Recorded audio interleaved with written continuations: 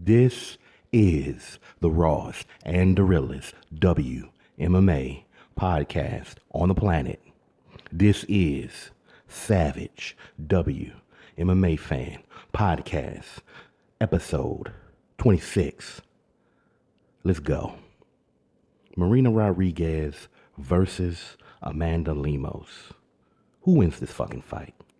Well, I've already done a breakdown and prediction, but I'm going to go over this quickly. You can scroll down and get my official breakdown and prediction and whatnot later.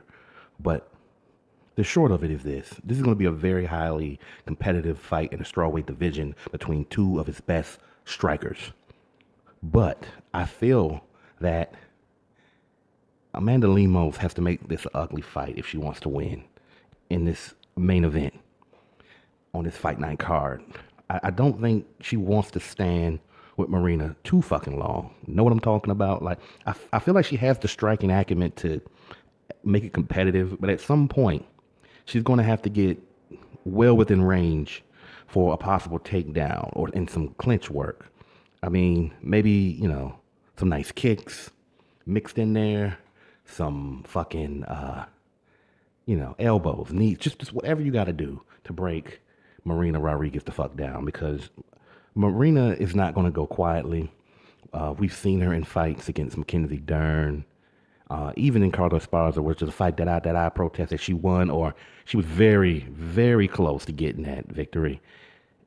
It's going to be hard to stop her, but I think Amanda Lemos has the power and the speed and the IQ when she's not being reckless. So if she just takes her time and just gets focused and locked in, but again, she can't be sitting there just catching fucking combinations and have Marina Rodriguez ringing her damn bell, every 5 seconds if she wants to win this damn fight. So I'm going with Amanda Lemos, and it will be, I predict, a fourth round stoppage due to a submission. I think she can submit Marina Rodriguez. She can finally become the first person to submit her. But no matter what happens, this is going to be a great fight, great fucking fight, and it feels good always to see these ladies getting, even if they're just fight nights, main events. Maybe it's not too late for Valentine to get her main pay-per-view event. That she's clearly earned by this point. But let's not start that argument. Just move on. So here's a scenario. Let's say Carla Esparza and both Marina Rodriguez wins their upcoming fights. What should the UFC do? Should the UFC skip out on giving Marina the rematch? Or should they, look for somebody else? I don't know. Maybe they can find fucking Rose, in the middle of her, filmmaking and fucking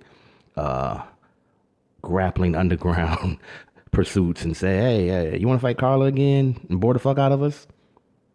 Of course I do. I'm the best. So, I don't know. Rose been fucking up of late, right?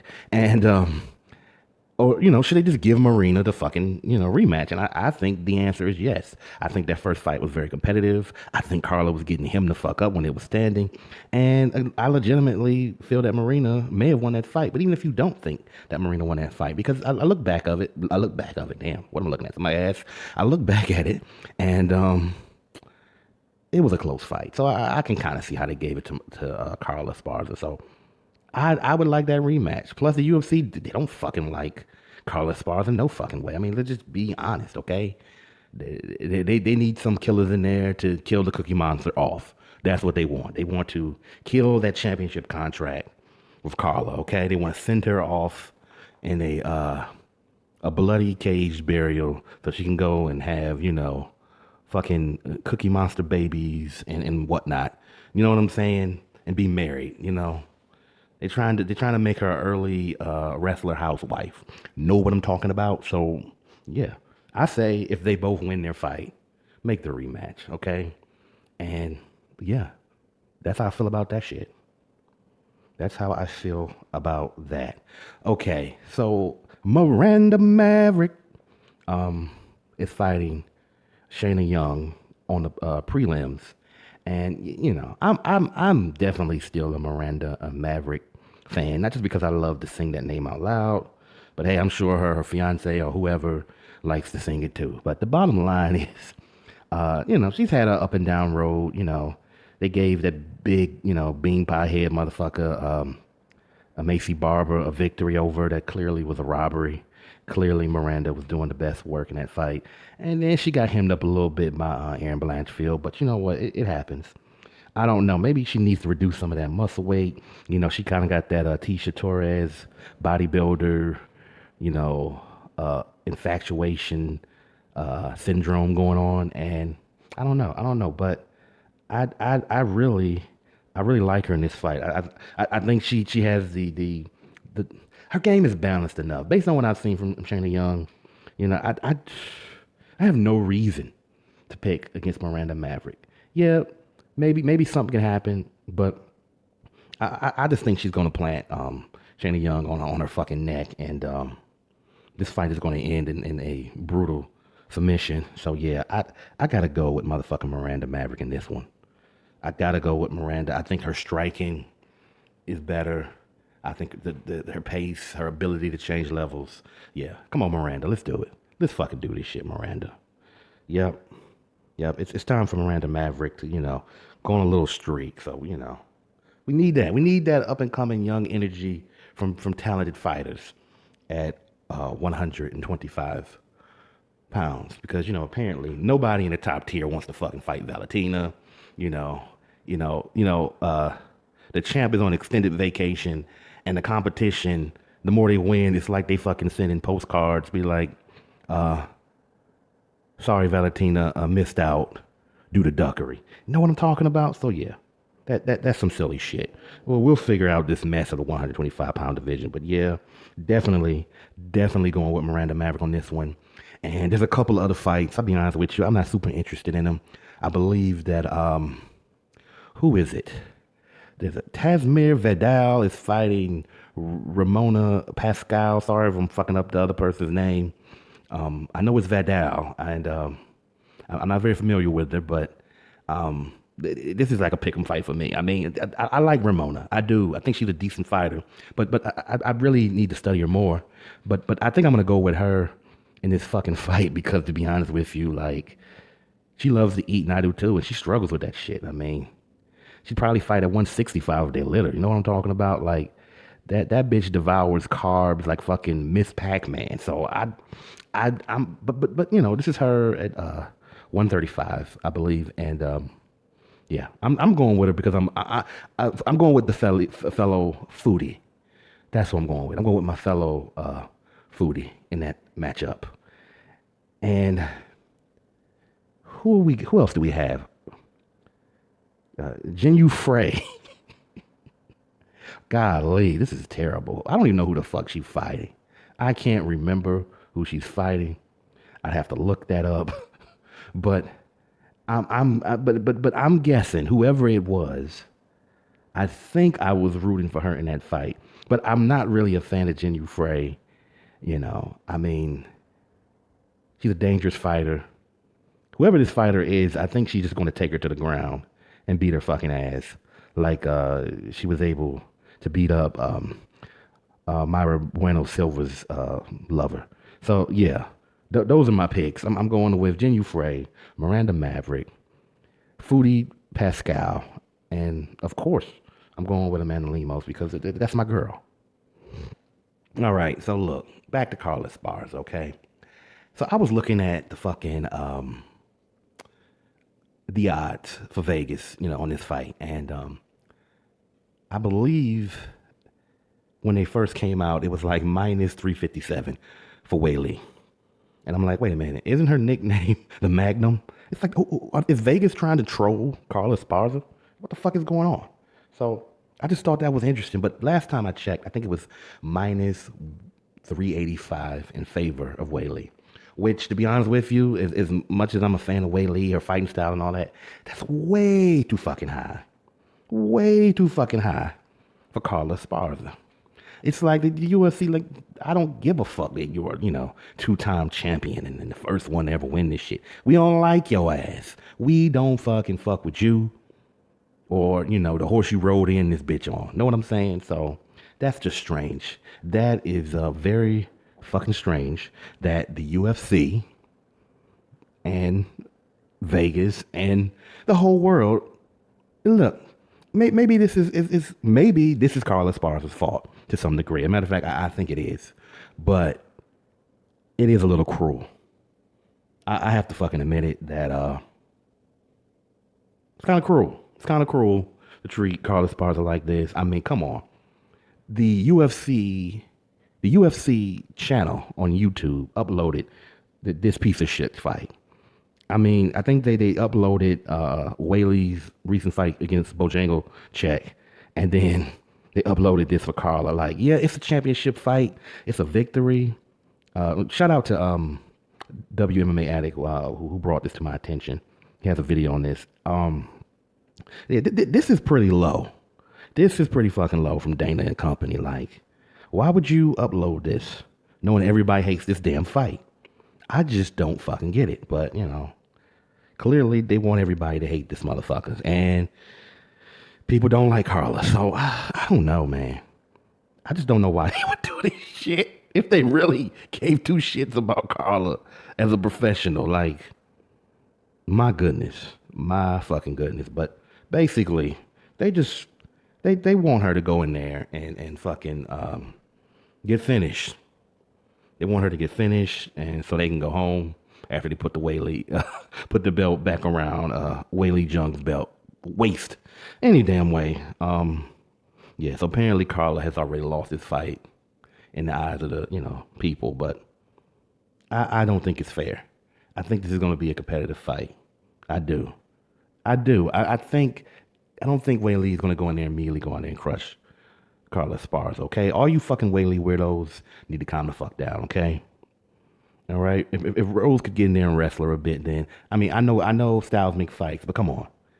It's not like fighting a broke down version of Bojangles, which, to be honest, be fair, Weili was the one that broke down that last little bit of what was left of Joanna in that last fight. But no, she's just not about to go in there and swell up Carla Esparza's fucking head. First of all, Carla already has a swollen up head, so I think she's gonna be able to handle a couple of shots early at least. But I think it's disrespect. Listen, I picked against Carla one time. Okay, several times I have, and my most recent one was very embarrassing. I mean, fuck. She beat the fuck out of Jan. I mean, she left Jan looked like somebody just a drive-by hit her, just in the form of punches. Know what I'm talking about? So I don't think it's fair. I don't think it's fair to, you know what I'm saying? Treat Carla like that. And so I've never done anything like this on this channel. So I got some comments after my intimidated top contenders of 125-pound. Basically, these bitches being afraid of fucking Valentina, right? My video about that, and you can't respond to every fucking comment, and sometimes you just don't fucking feel like typing, But when somebody takes the time to lay out their fucking points, regardless how you feel about it, maybe you should go ahead and address it. And I'm choosing to.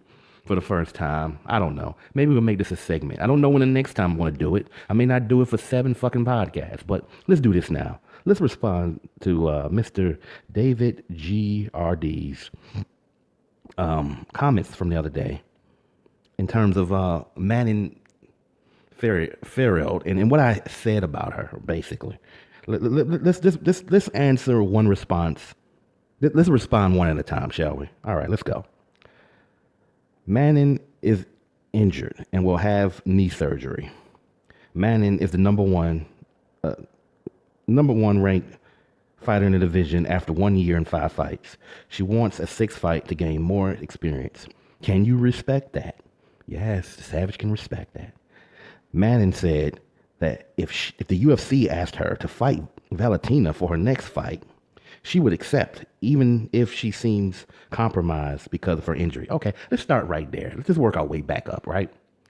I don't really give a shit about her excuses in terms of injury. I don't play into that because, all athletes deal with injuries, especially fighters. Know what I'm saying? So that I don't care. I don't care. I'm not saying don't go heel, okay, before you go into your next fight. Okay, hey, all right, that makes sense. That's smart. But you know, it it's a fucking excuse, is what the fuck it is. You know, and you saying, well, I will fight even if I'm compromised or whatever. She didn't look confident, okay, David? She didn't look confident, and she didn't call out the champ. So that's why I had that criticism, okay? And this whole thing about her being just 5 fights in after only being a year, you act like this is not a professional. See, Dave, you have to understand that she had been a champion in another professional organization. And at the end of the day, she's like 31, 32 years old. Like, it's time to move along, okay? You're not going to get these opportunities every fucking day. So I don't see the point of mentioning the fact that she had knee surgery. So did Valentina, okay? So did Valentina. And Valentina still wants to fight multiple times a year, you know, and she's taking all fucking comers, ready to give them as many ass whoopings as she can hand out in a calendar year. So I'm okay. I hear you, but like, no, I don't think so. It's just me.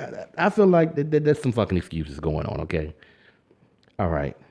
David GRD also says, Manning went 2 rounds against Chikagian with a broken knee joint, break in the first round, and she still won the last 2 rounds to win the fight.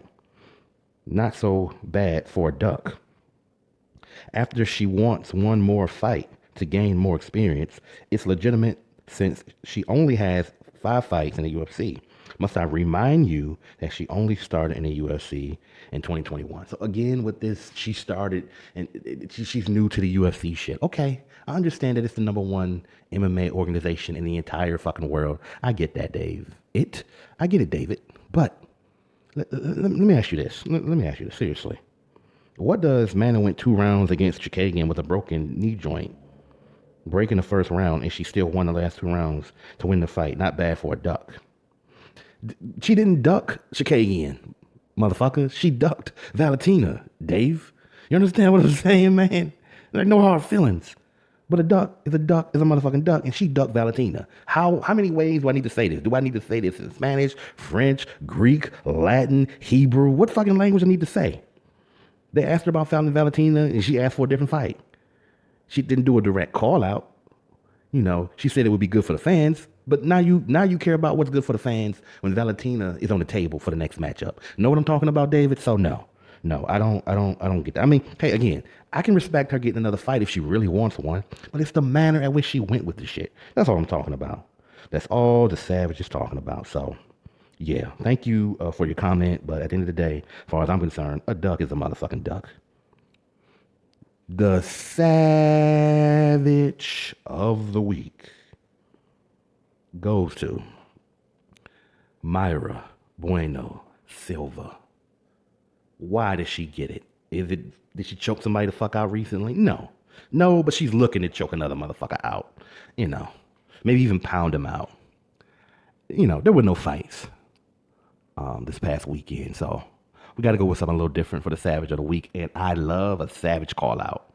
And Mayra Bueno Silva, who's been doing well. I think she's 2-0 at 135 pounds since moving up. And she wants a matchup with Miss Cupcake Tate. Oh, boy. Miss Cupcake Tate. And she wrote on her Instagram, like, come on. Let's go, Meisha Tate. Brazil loves you. This would be an awesome matchup, you know. Let's fight in Brazil. Let's get on that damn card, girl. You know what I'm saying? It would be an honor. In other words, Brazil would love to see your ass get beat down by another fucking Brazilian. You know what I'm saying? You know, Meisha Tate is no stranger to a Brazilian beatdown. None at all. So at the end of the day, I think that I like this energy from Mayra Bueno Silva. I love it. I fucking love it, and I can't wait. I can't wait to see whether they actually make this fucking fight. Shout out to the WMMA rankings. You know, it feels like almost nobody was covering this shit. A few people spoke on it, but you know, I guess there's just so few call outs in WMMA these days that, hey, if I don't speak on them and a few others don't speak on them, then, it won't get spoke on. So anyway, I'll try to link it below and some of the other things that I covered today. But yeah, I can't wait. I can't wait to see Meisha Cupcake Tate get beaten into retirement by Bueno Silva, which would be an early birthday present for the Savage. And I love good gifts that come in the form of, violence. So yeah. The Brazilians, they gotta love her. They gotta love Meisha Tate. That face that just blocks punches, it's a beautiful fucking thing. What a beautiful fucking thing. Oh, look at that face when it doesn't have any blood on it. Anyway, I hope everybody have a good weekend. Be safe. Enjoy the fights. And the Savage, he'll holler at you later. This is the rawest and the realest WMMA podcast on the planet. This is Savage WMMA fan. And I'm out.